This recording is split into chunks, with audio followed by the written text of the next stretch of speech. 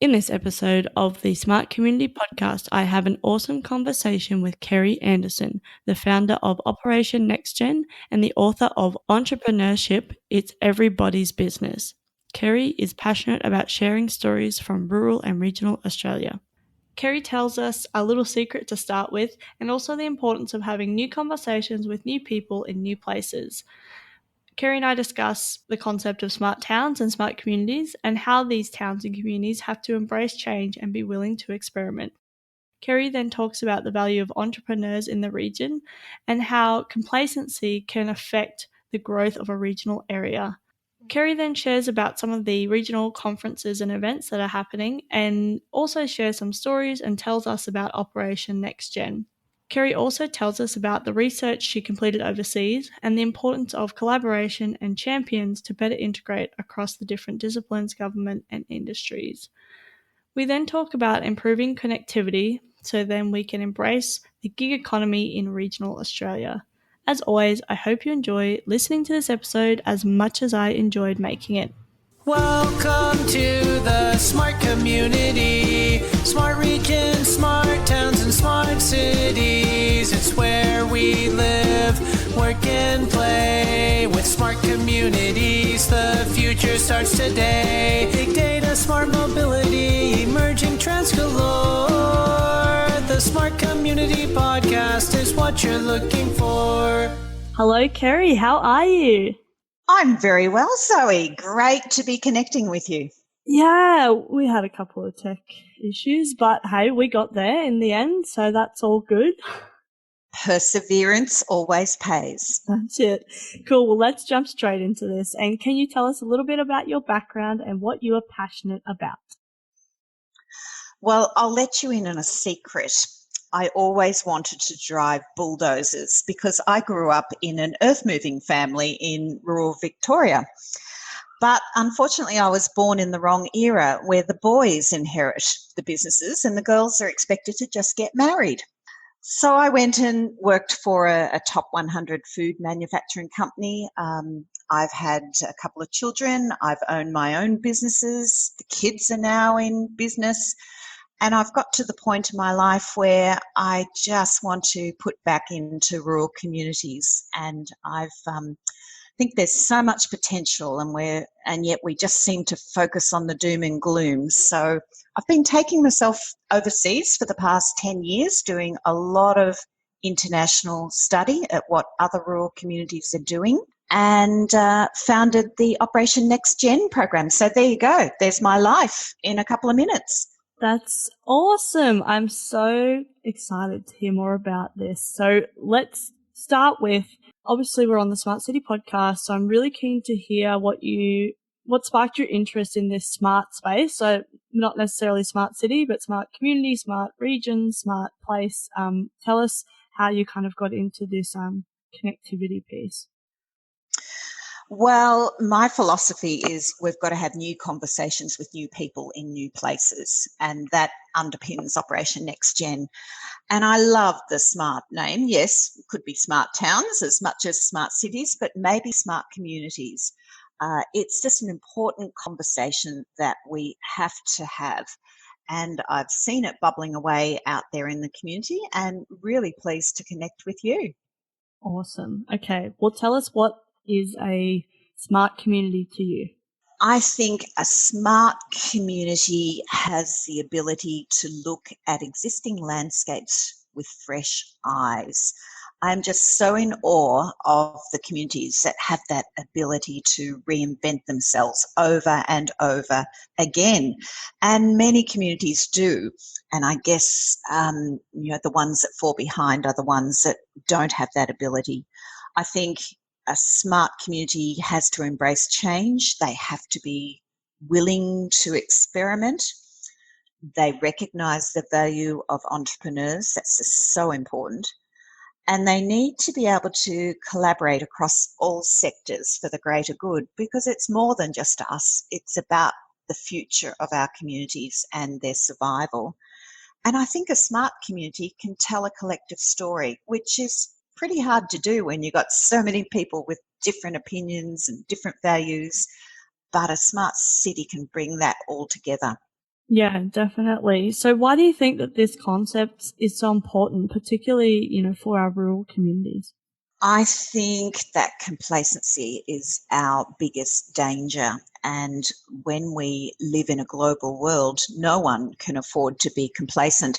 And this is the problem with many rural communities tend to sit back and think, oh, well, we're well established, we've got agriculture, or we've got mining, or we've got a really strong manufacturing base. But change is inevitable, and we just need to be able to actively embrace it. And some communities are really good at doing that, and others need a little bit more help, get that conversation going. And, smart community concept, to me, is about getting those conversations going, sharing those stories, inspiring people to adopt new ways of doing things, and especially, to support our entrepreneurs, to just inspire them to do more and more, because that's where, the positive change comes from. So I guess it's a very fluid type concept, but it's just about doing something, not just relying on what we have already. Yeah, yeah, definitely. And I'm really keen to hear how you think that Australia is currently embracing the smart city or smart community concept. Well, it's definitely a conversation that's starting to bubble up out in the regions. I know our capital cities have great events and great speakers and things coming in, but it is happening out in the regions too. And I'm not long back from the 8.8 conference in Wagga Wagga. There was the Bendigo Inventor and Innovation Festival, which I spoke at just last week. And I'm really looking forward to the Pivot Summit in Geelong. So these are just examples of how these conversations are getting out there and embracing, smart communities and what can we do in that tech space and new ideas. But when I go around rural Australia, there's lots of such innovative businesses operating in rural towns everywhere, and they're not necessarily connected in the Australian space yet, but they're doing awesome stuff. And I'm so excited when I find them. In my book, Entrepreneurship, It's Everybody's Business, I wrote about Jared Robinson. He was a PE teacher in Bort, which is a very small community in northern central Victoria. And he wanted to help his students. So he designed an app for them to get through year 12 outdoor education. That app went viral, and now he's known as the PE geek and runs a global conference each year, travels the world, speaking, coaching, doing all sorts of things. There's businesses like Fair Dinkum Dog Coats, where a young mother can have that flexibility of running an online business, but also bringing up two children in a rural town. In WA recently, I just met 18-year-old Brendan Murphy. He's got an online coaching, a powerlifting and fitness coaching called Amplifts, and he collaborates with another young man in Utah in the United States. All these little pockets of innovation are happening, and I guess that's one of my passions, is get out there and tell the stories and try and connect these people and inspire more people to do it. Yeah, yeah, definitely. I'm really keen to hear about some of the. I mean, obviously we've just talked about some of the things that you've kind of discovered. But what are the other kind of things that you're working on at the moment, or that have really kind of grabbed your attention and interest? Well, I should be writing my second book, but I just keep getting distracted. I'm too busy, and I'm still collecting stories. So if anyone knows good little rural business stories to share, please contact me.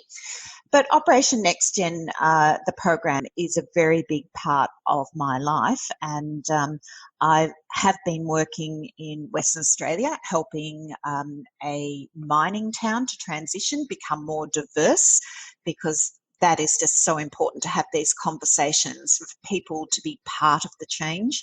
I really believe it should be led by the community for the community, and sometimes they just need a little bit of help getting that conversation started and empowering them to take on those leadership roles and be part of their own future, create their own destiny. So Operation NextGen is a long-term program. I work with community over 1 to 2 years, and I'm finishing up with Collie in Western Australia next February. So I'm very interested to see where my next Operation NextGen town is going to be.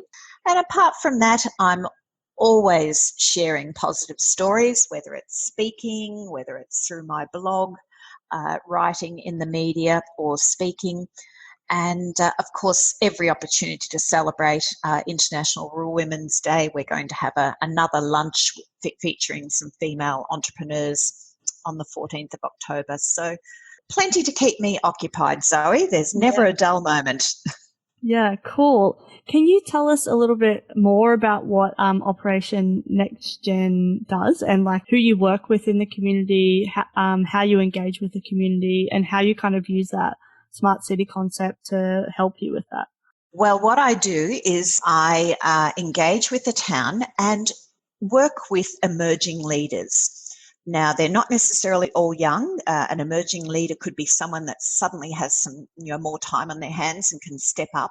But we deliberately work with a group of new people because we want those new conversations with new people in new places.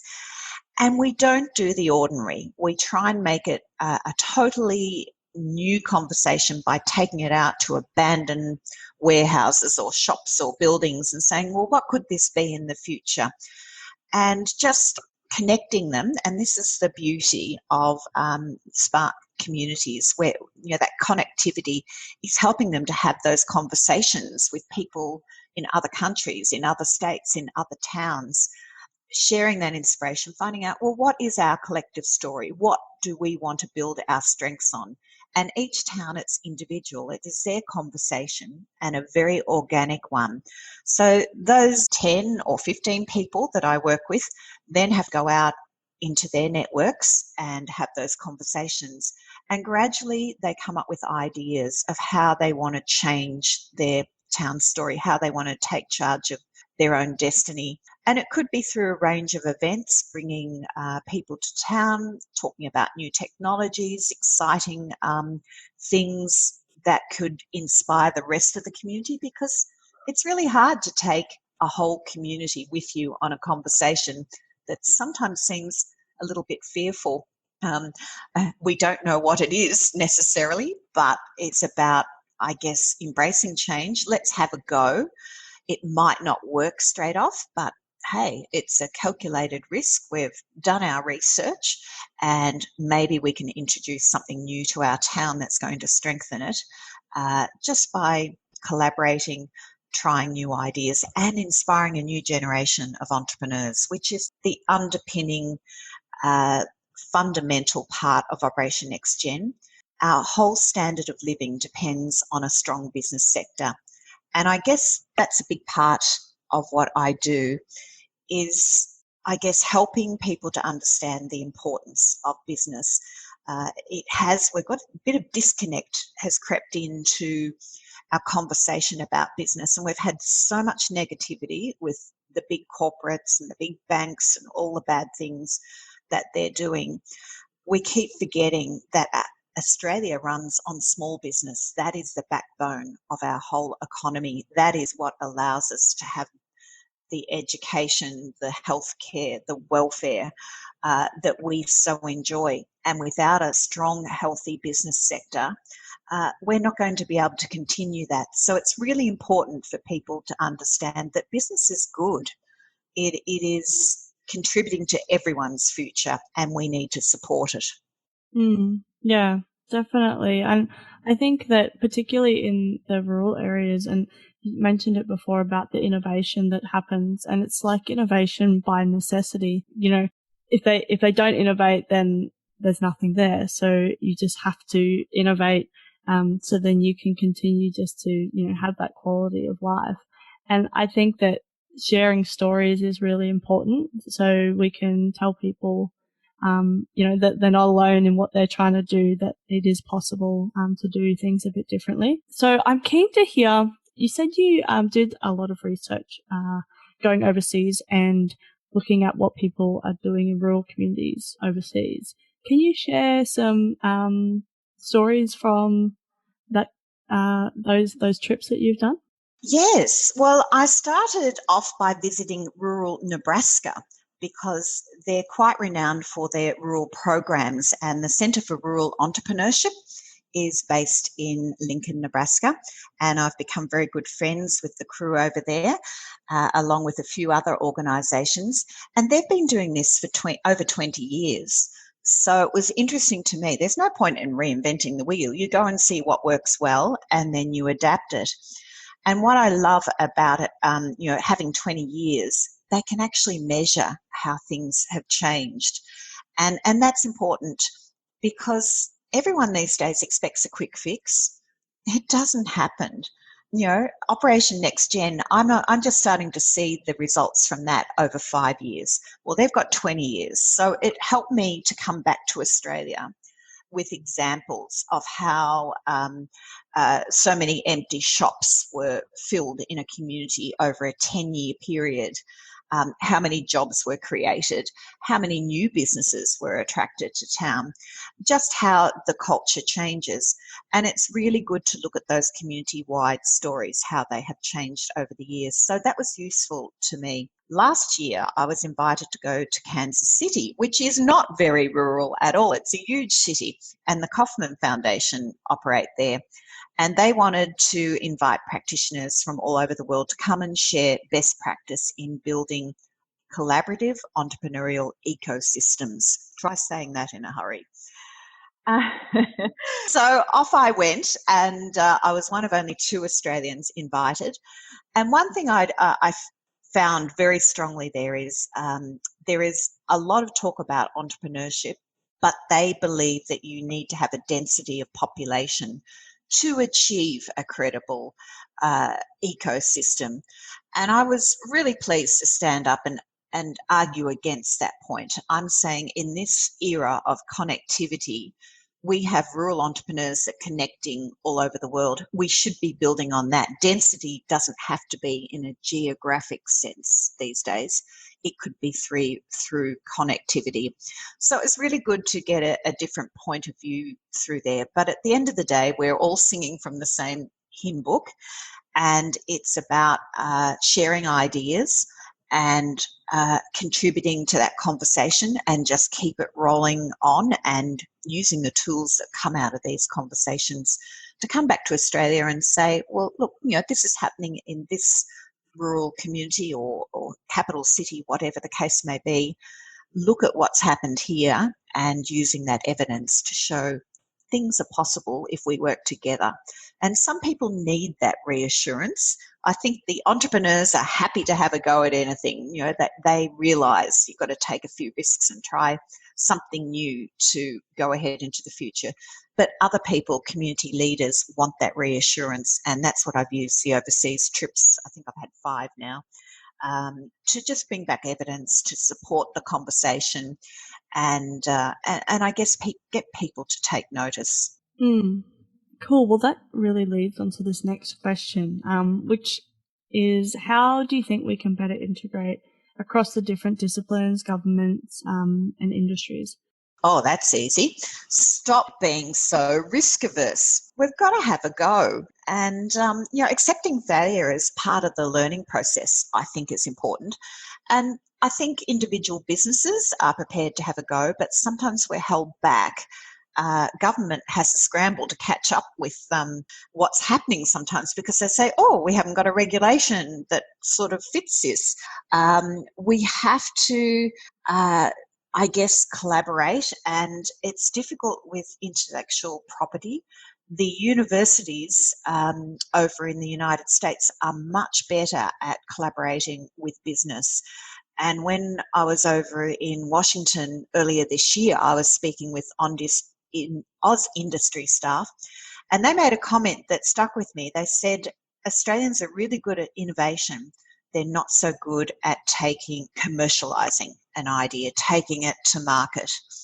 And this is where we fall down. They're much better at collaboration over there. Multiple universities will get involved in trialling new ideas and taking it to market.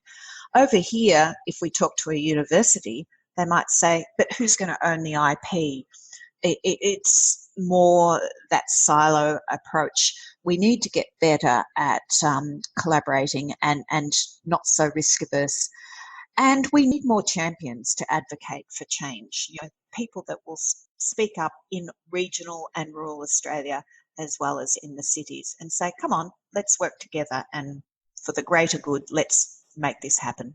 Yeah, no, I agree. I'm keen to kind of talk more about that. How do you think that integrating across, different areas is different from the rural communities to the city? Or do you think there's a difference at all? Or are we all kind of trying to do the same thing? But sometimes we just get a bit lost in the conversation. Yes, we definitely do get lost in the conversation sometimes. I find a lot of rural business people aren't so good at collaborating. They're so used to having to do things on their own that it's just, I've got to make this happen, and they work really hard and sometimes hit the obstacles that could be overcome if they were collaborating more widely. I feel that maybe those in the cities have those opportunities for collaboration a bit more. They've got those networks with the universities and the organisations that can help them better. And this is where we've got to use our connectivity to link those people out in the rural and regional areas, link them with the people that can help them better. And I wish I had a quick fix for this, but it's just something we've got to keep talking about. And I guess finding examples of collaboration where someone has had success taking something right through, a great idea, right through to commercialisation, that would be really great if we could find that and share that. Yeah, definitely. And I think,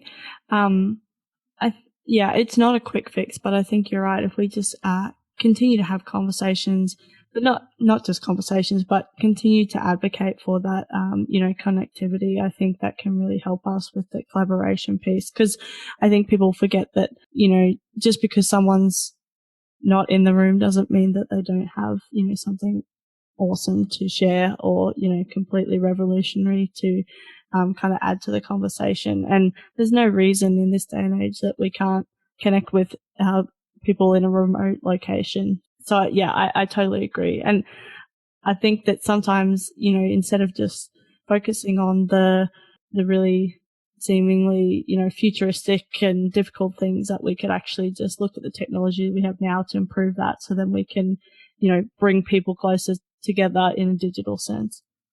Well, we're just so lucky in a digital world where the opportunities are there. We're probably just not using it very well. We can do better. Cool. So what do you think the emerging trends are that people aren't talking about enough? Right. Well, there's a couple. One, I think this collaboration, which we've touched on already, and I'm really keen to share more stories about how people can collaborate so that we can play that up more. I was just reading the other day about some farming enterprises that are now taking on shareholders in their annual produce. So they're getting capital up front, and those shareholders will get the benefit of their produce. Now, in a good year, it could be a lot. In a bad year, maybe less. They're taking part of that risk on with them. And I just think that's a great model for some of the smaller agricultural type businesses, but even small businesses to consider. So different models of doing business. I think we're getting a little bit more creative of how to share that risk and raise capital. Lots of different opportunities for those that want to get into farming. I see Cultivate Farms doing some really great work, helping match up people that got the land with farmers that want to get involved but don't necessarily have the money to get started. The other thing is the freelance or the gig economy. I don't think it's being recognised as much as it should. And I guess I'm one of these people that works from a home office, and my neighbours probably wonder what on earth I do. It's almost like a hidden industry in many rural towns. And I think this is a huge opportunity for regional Australia in that we've got this connectivity as the NBN's being rolled out. We're getting more au fait with technology and using it, although some would argue about my technique today. Hey, Zoe, trying to get started. Hey, I think that was 50-50. But the point is, there are lots of people using technology to work in different ways, and they're not driving into the offices like they used to. And I had to drive across Melbourne a couple of times this year in peak hour traffic, and I just almost wept for the people that have to do this every day. And I thought that's why people are getting out into the regions and taking on a freelance type job, contract work. A lot of what they can do from home, they might have to fly in or drive in on occasions to meet with clients, but it's a new kind of working. It's not so much a salary as project work, working from home. And it requires a whole new set of skills, which I think is just so important for our education system to pick up on. I don't see them changing what they're teaching in schools to equip people for this new kind of economy. They're just really missing out on a huge opportunity. So it's another important conversation, a trend that needs to be recognised, particularly in our education system.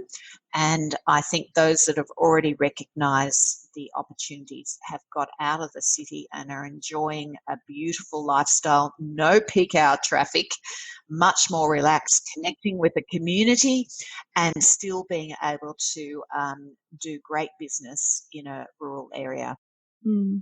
Yeah, no, I agree. I think the gig economy, and I think there's lots of challenges with that as well. And I think one is, educating and the skill set.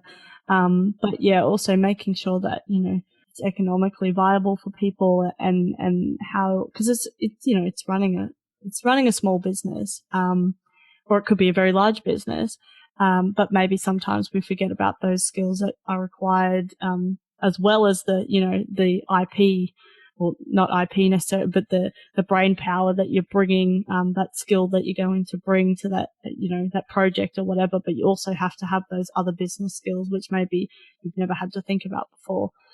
So yeah, I think it's an important point, and that project by project kind of basis will become more and more prevalent. So the way that we are working and the way that we're commuting and where we're working will, it's already starting to change, but I think it will become more and more prevalent in the future for sure.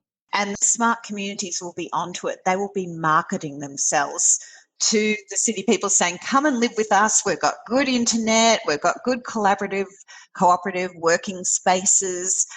Look at our wonderful lifestyle. It's a great marketing point. And yes, once again, that digital technology is so important.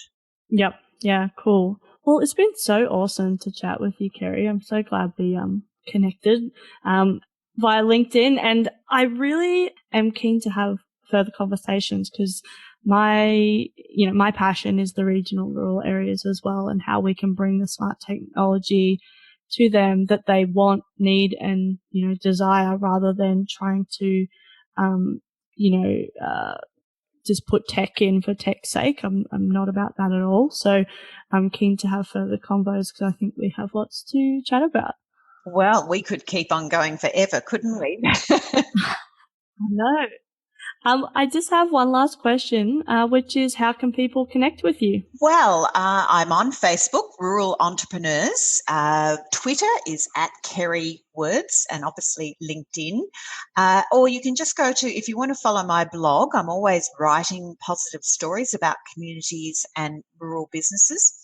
kerryanderson.com.au, and Kerry is with a Y.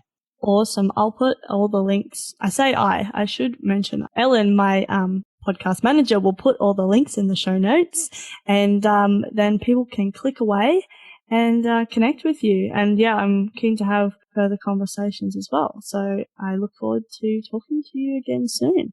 That'd be fabulous. Thanks, Zoe. Thanks, Kerry. Bye. Thanks so much for listening to the Smart Community Podcast. Show notes for this episode and all other episodes are available on our website, mysmart.community. If you have any questions for us or any of our guests, you can email hello@mysmart.community or find us on the socials.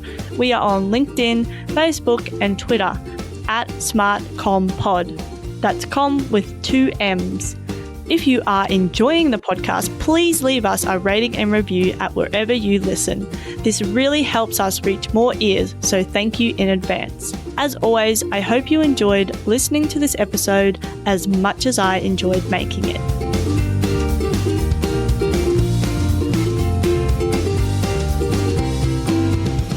The Smart Community Podcast is what you're looking for.